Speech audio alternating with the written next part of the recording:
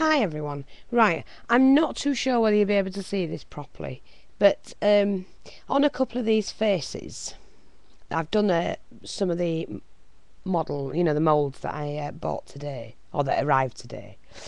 And on some of them,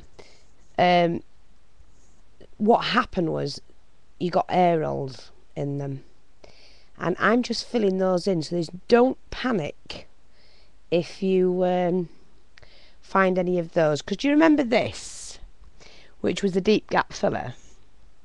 Very light, very easy to use, and that's all I'm doing. I'm just filling it in where the hole was, and because this dries pretty quick, I've now filled that in, and it's perfect. So let me get another one. Like this one's got the nose. So you just take a bit of this filler and start filling in around the nose.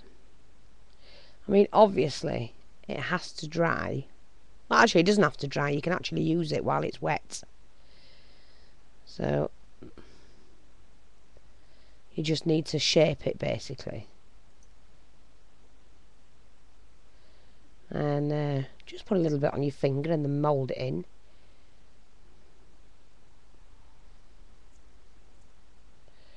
You can brush any of the excess off later. I've got far too much on my finger. You just want a little bit at a time, and push it on to make the nose. Doesn't matter about the excess, doesn't matter about that at all.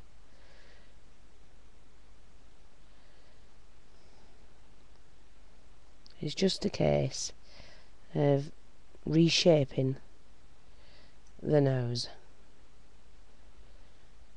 So I would not worry about it whatsoever, because that's what this is good for. There you go. And just take a small brush, make sure you wipe the excess off.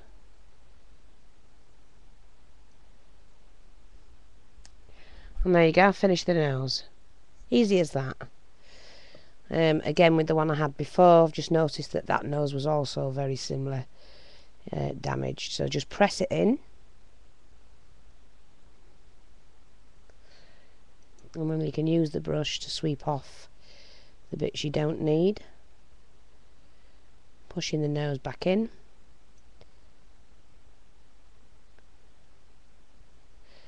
Could do a little bit more on that.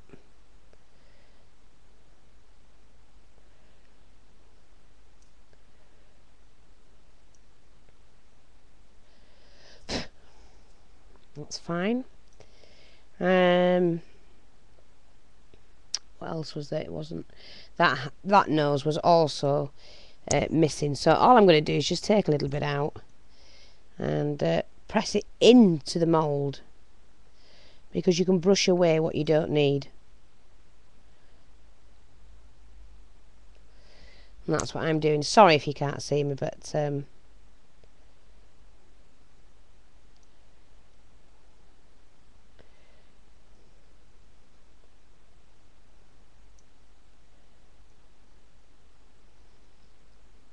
it is a dry brush I'm using, and like you say, you can squeeze it and mould it to whatever shape you want.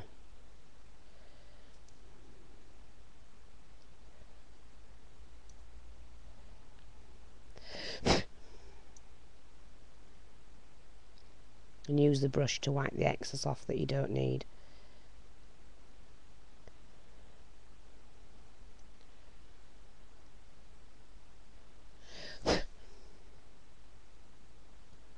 So like I say, don't worry about any air holes, because if you've got this material, you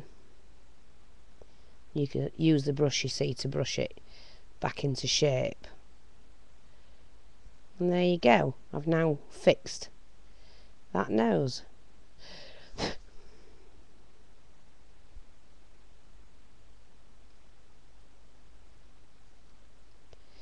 Just use a little bit of my blade just to clear that bit away. So it's basically just having some tools to work with, and use your brush to smooth it out.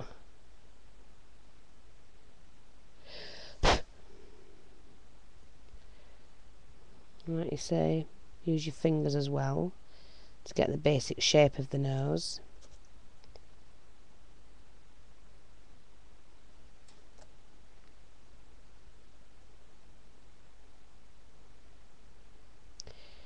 And there you go, I fixed that nose as well. See? So it's really good, like it's like a filler. Well, it is a filler.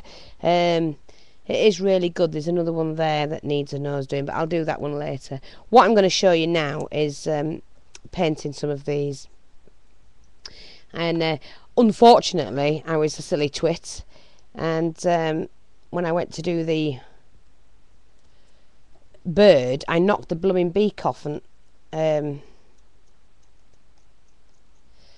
you do need like a knife thing with this to scrape things and that. So we'll just have a bird like that basically.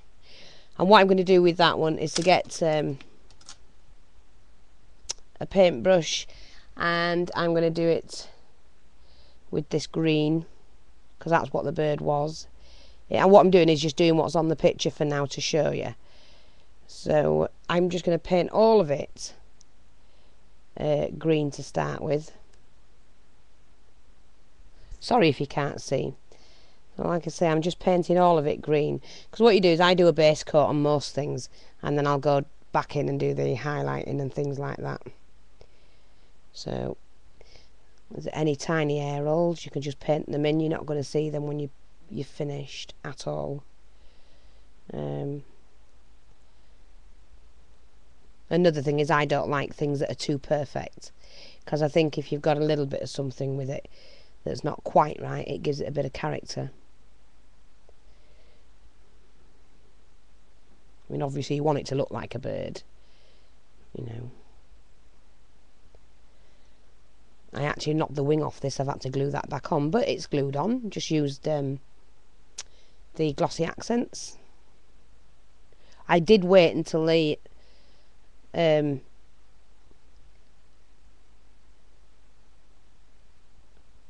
plaster of Paris was dry completely. It goes white when it's completely dry.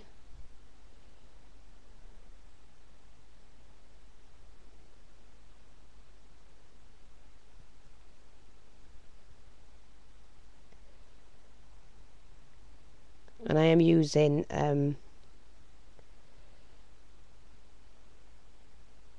acrylic paint, so I'm just going to let that dry a minute. You could put the heat gun on that, it wouldn't harm it whatsoever. I've already sorry about that, started on the flower. I'm just swap brushes. I've just done the same colours that you get on the picture, just to see what they're like, because they do look pretty. So that, I mean, that's that done. I can put some shading in that and things like that later. Now regarding these two, what I'm going to do with this is just use the gold acrylic paint, because that's all they are on the picture, gold. And I'm just going to choose my brush, and they do look good, I must admit. Just getting all the nooks and crannies. Once I took them out the mould, what I did then, I cleaned them up basically. Oops, don't like that bit.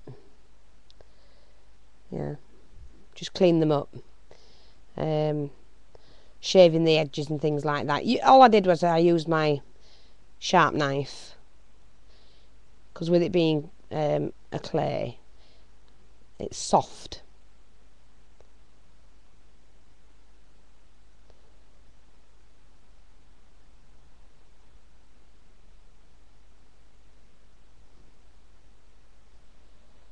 You want to make sure that you've once you've got the paint in the eyes, that you also go back and brush it out, so that you're not clogging the eye.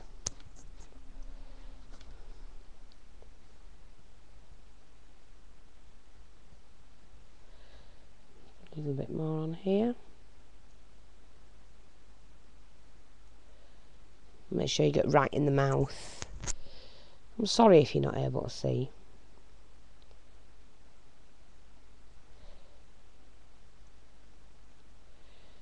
Let's just spin this around.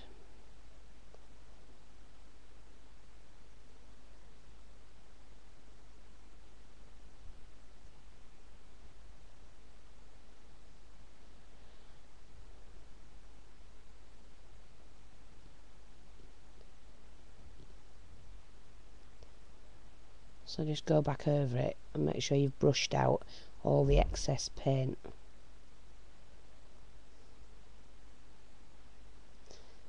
And there you go. That's those done as well. They look fabulous, they really do. Just going to pop them there to dry and wash my brush. What have we got next? Oh, the key. Now what I do with the key is to paint that black.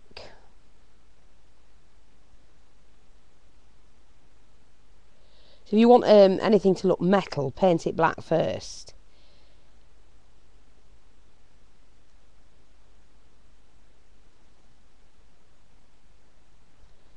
I broke 3 of the keys getting them out because I hadn't done them.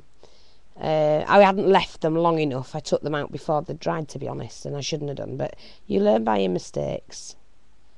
That's how we learn. But this little one works, so I was quite made up with this one. And look, you get the little hole in it. Brilliant.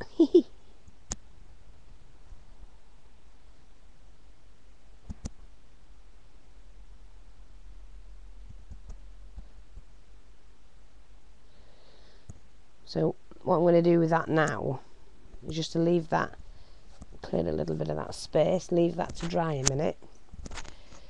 I'm going to put the camera down a bit. Not really. Wash my brush.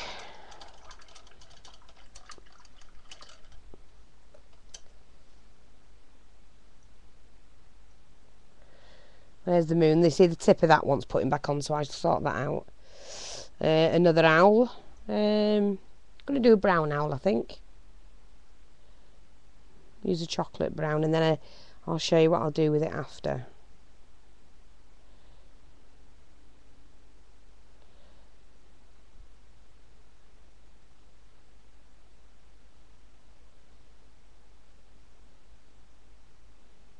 Just make sure, like I say, you get rid of all the excess paint. Because when you're painting something solid, a solid colour, like this, you can't really tell if you've picked up all the paint and brushed it in, but just go over it with your brush once you've finished.